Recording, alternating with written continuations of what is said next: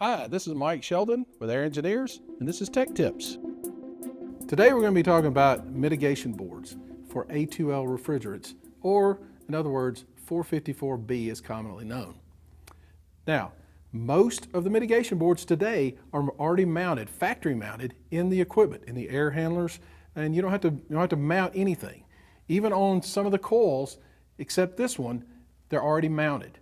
But this particular coil, you're going to have to mount the mitigation board itself, and you're going to have to mount the sensor.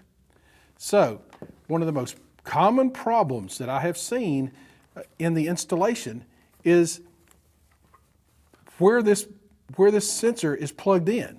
Now, it can be plugged in here on this blue plug, or this white one that is normally covered up and you can't see it. Now, what happens is, a lot of times people can't see this plug, and so they plug it in to this spot up here. When you do that, you're going to have an error on this mitigation board, and you're going to wonder why. Well, if you look on the inside cover, it shows you exactly where to plug that in. So one of the easiest things to remember is the plug is white, plug it into the white socket inside of this board.